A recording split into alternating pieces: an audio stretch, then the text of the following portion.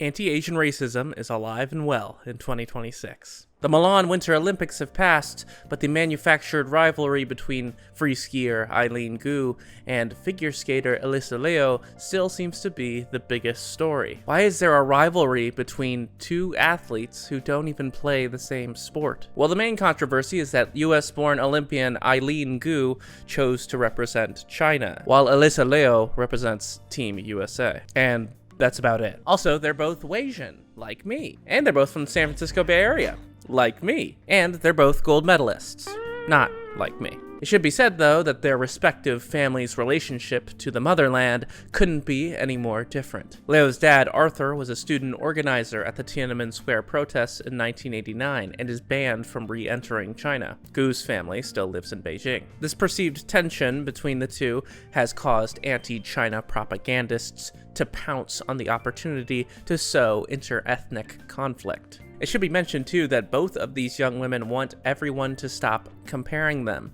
But according to the right-wing propagandist, this conflict goes beyond sports. Obviously, we have seen straightforwardly racist talking heads like Tucker Carlson report incessantly on Eileen Gu since her decision to represent Team China in 2019. A perspective I'd like to provide, though, is the response from us diaspora Chinese to this made-up rivalry. I've seen many Chinese Americans play into this narrative by comparing the two athletes in a similar framing. Hardline anti-CCP nonprofit Asians for Liberty says, "The CCP lures American athletes with promises of wealth and fame, but a true American rejects it. Alysa Liu is an American patriot." There's a reason these propagandists have targeted these two women. It's because it plays into the forever prevalent racist stereotype of the model minority, giving credence to the stereotype of the good and obedient Chinese Liu and the bad and suspicious Chinese Gu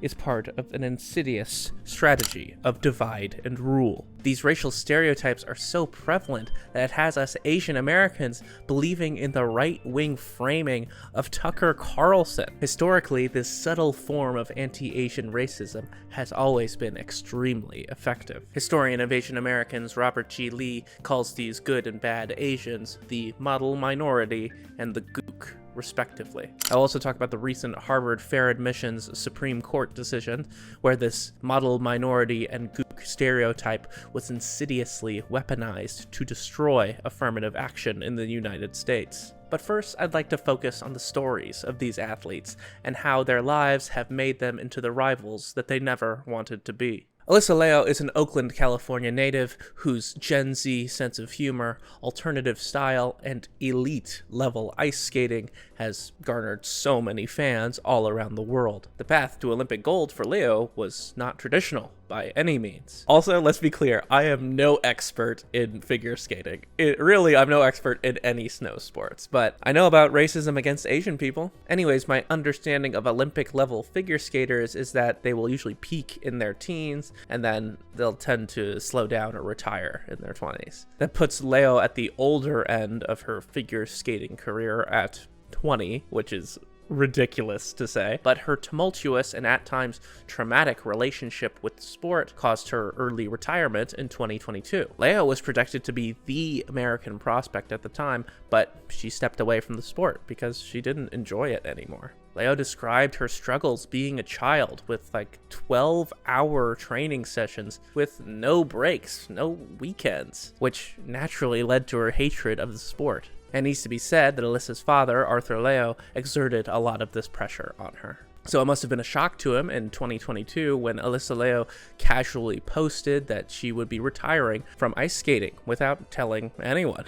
Interpersonally, there was major pushback from her team and her dad, especially in the way that she chose to do it, without telling anyone and just publicly saying it on Instagram. Liu would then return to figure skating in 2024 after rediscovering a type of love for the sport after taking that long hiatus. Her return was surprisingly successful. In fact, she became the best almost immediately. Liu's stardom peaked in a gold medal winning performance to Donna Summer's MacArthur Park in the 2026 Olympics. If you're watching this video, then hopefully you watched it. If you haven't seen it, you really should. I mean, it is rare to see an athlete enter that kind of flow state. It was inspiring to see such joy, artistry, and mastery, even for a casual like me who can barely ice skate. Tara Lipinski described it best. She stays so loose and completely herself out there. That's the secret every athlete wants to solve. Honestly, if I was writing a feature film about Asian Americans for Netflix, and Lord knows I've tried, Alysa Liu's life leading up to the 2026 gold would be it. Her life hits every story beat. Childhood prodigy, check. Extreme pressure from her doting Asian father, check. Becoming her own person, check. And finally triumphing on the ice in her own terms, check. Something like I, Tanya meets Joy Luck Club.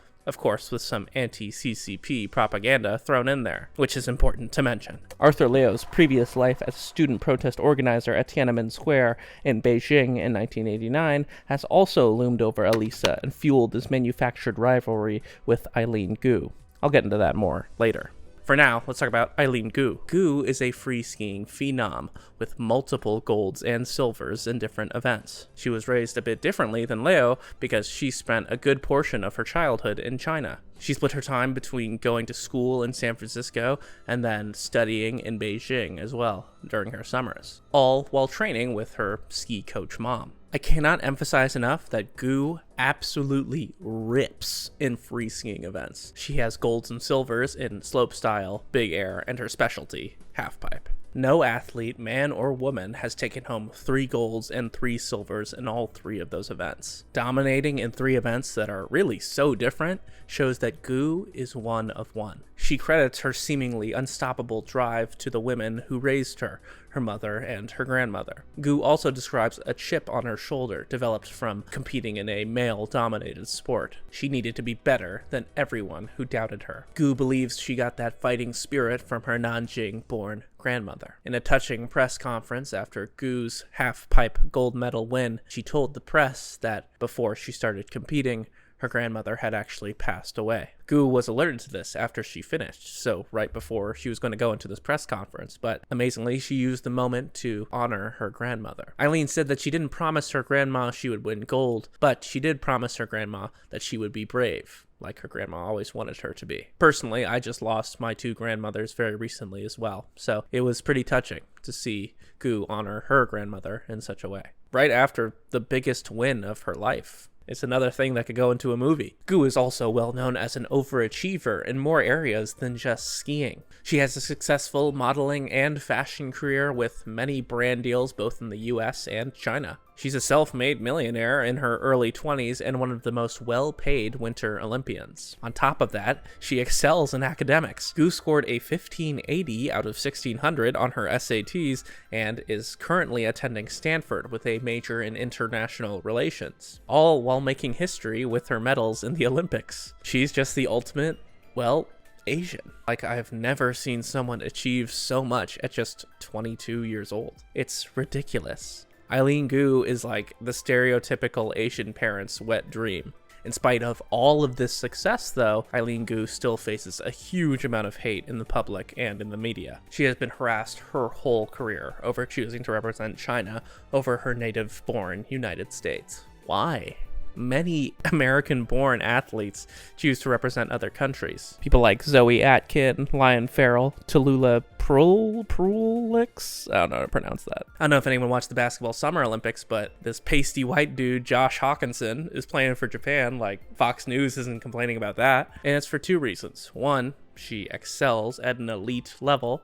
And 2, it's China. China's global rise has coincided with the decline of the American empire under President Donald Trump. Trump has made plainly obvious, even telling us that the US has always been an imperialist venture to serve large corporations and the billionaire class. China challenges this American system of corruption with its strong control over its industries and centralized state control.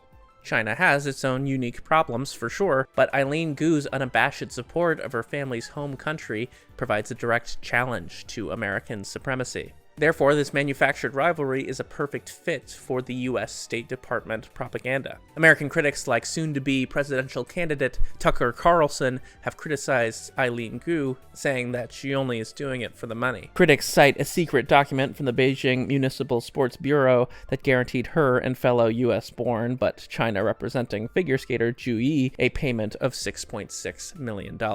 This was confirmed by the US State Department and revealed some of China's soft power interests. Under President Xi Jinping, China has made a push to fund its athletes to garner more global prestige. Beijing knows that this cultural battle is starting to take center stage as the US loses legitimacy internationally. And of course, the secretive nature of these payments has fed into classic stereotypes about the sneaky Chinese. And for me, it's like, sure, these payments were secret, but I mean, Shohei Ohtani gets paid $800 million a year, and he's from Japan. Lining the pockets of highly paid athletes and even higher paid owners is an interest of the US government. American sports leagues are a multi-billion-dollar industry, and they drive the United States' cultural prestige. The greatest athletes in the world come to the United States because we pay the best and we are the best. Gu is a direct counter-narrative to US sports dominance. On the other hand, Alysa Liu fits the narrative wonderfully, even if she doesn't want to. There's no love lost between her dad and the CCP, that's for sure. In 2020, an FBI investigation revealed Chinese secret agents disguised as US Olympic Committee officials to spy on Arthur Liu's activities in the United States. Some have theorized the purpose of this operation was to try and recruit Alysa to the Chinese figure skating team, but in an interview, Alysa claimed that they were just following her dad. Arthur was and is still a very active part of that old pro-democracy movement from 1989. Like, all of the interviewers say it like Arthur Liu was a fighter and defied the Chinese government, and then Alysa Liu is the same way because she defied her father by retiring from figure skating, I guess. Do you think Alyssa's a little bit of a rebel?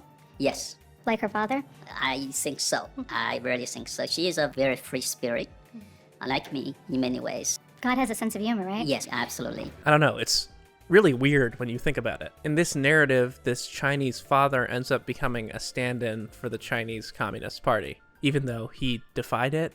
I don't know, it's really confusing. This made me realize that in US propaganda land, the stereotypes about strict Asian parents are the same stereotypes as Chinese-style socialism. Your Chinese dad/government is old, it's extremely strict, and it expects greatness without any self-expression. And sure, maybe some Chinese parents are like this, but my one Chinese parent isn't. In fact, I know many other Chinese Americans whose households aren't run like, you know, gray and dismal communist blocks. I don't believe that like 95% of mainland Chinese live like that, but this racist stereotype is still super prevalent.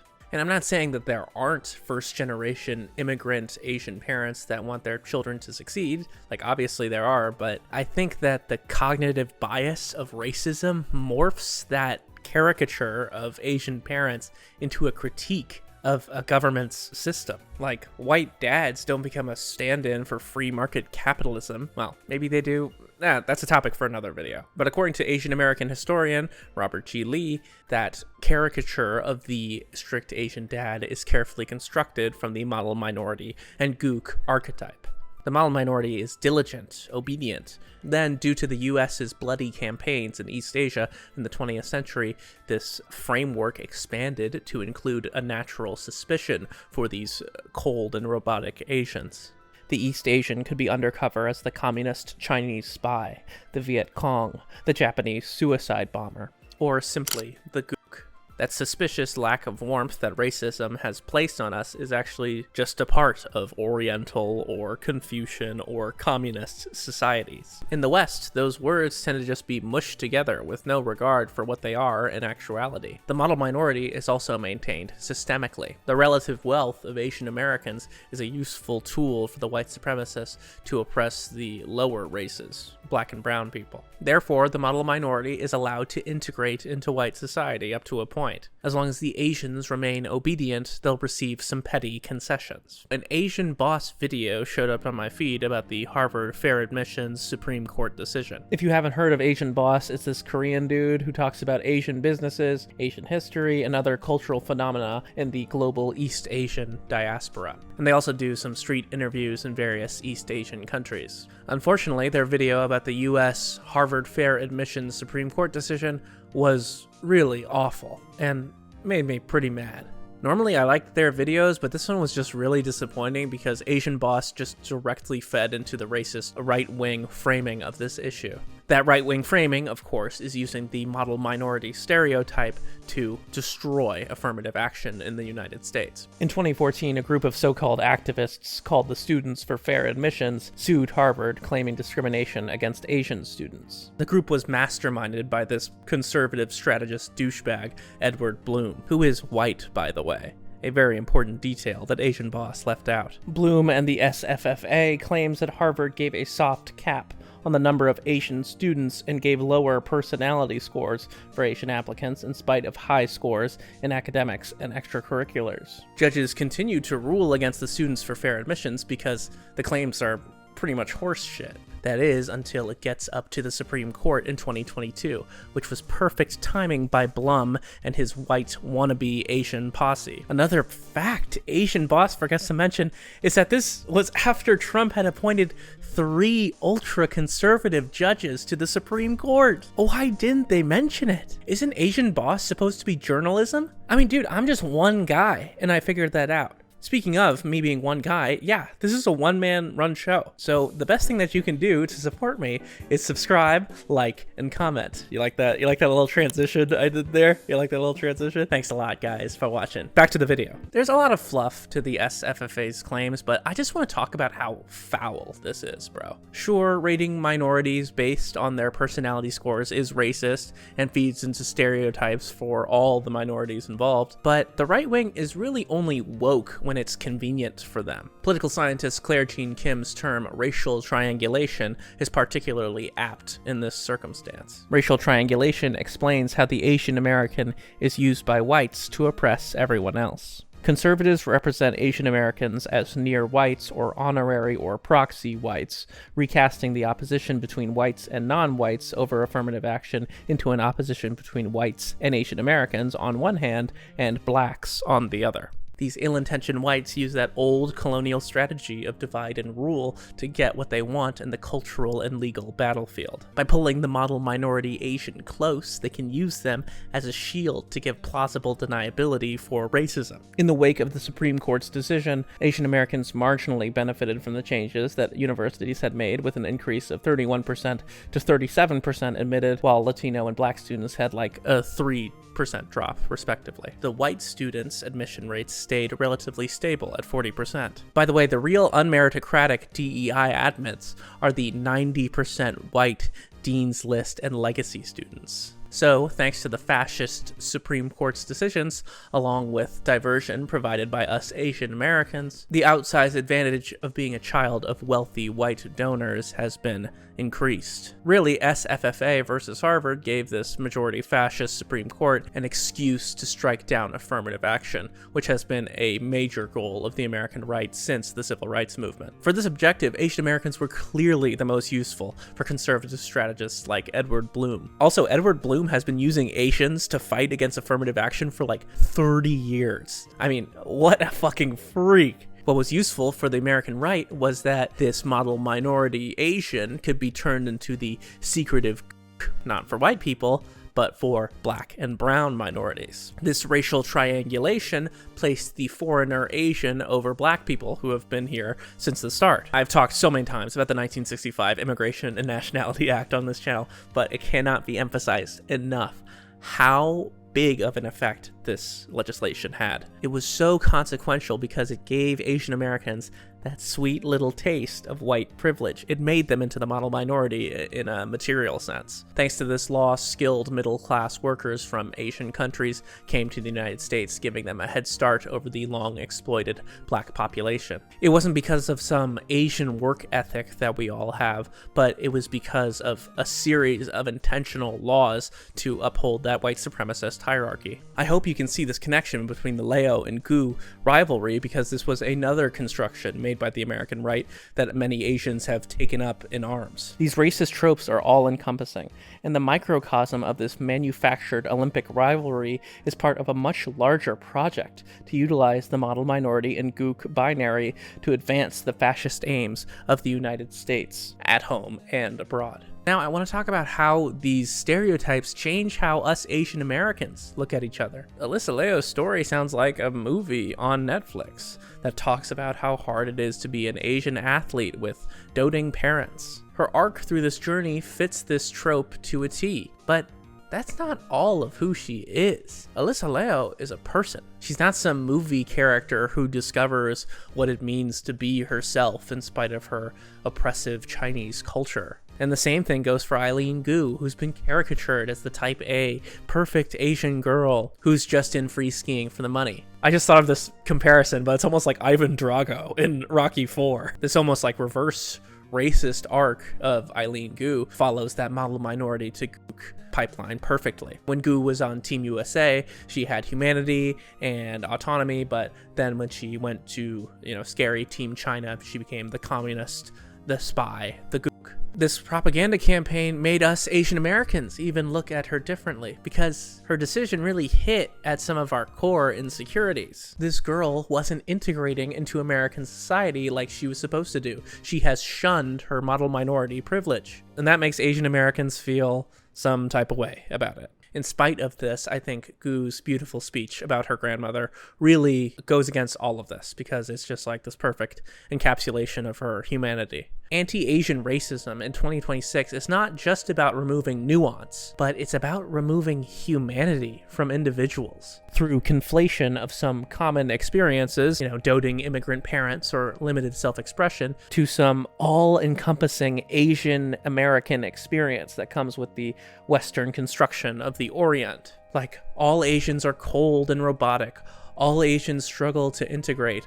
All Asians have oppressive parents, just like their governments. All of us Asian Americans have been tinged with these Oriental values, Confucianism, communism, Taoism, Buddhism, take your pick. Therefore, these arbitrary Oriental values need to be sanitized in order for us Asian Americans to finally integrate into the white society, which we've never been actually allowed into. I think the biggest irony of this whole thing is that sport in and of itself is one of the most humanizing things that people can do. Sport suspends these tropes, if only for a moment, just so us other humans can witness someone doing something great. Ideally, it would be better if we could see someone's humanity without them having to win a gold medal for the right team. Well, I believe that's about it. Please do like, comment, subscribe. So close to 1,000 subscribers. I feel like I say that every video, but when I get up to 1,000, I get monetized, and that will help me so much. It would be huge. But yeah, that's about it. Thank you so much for watching.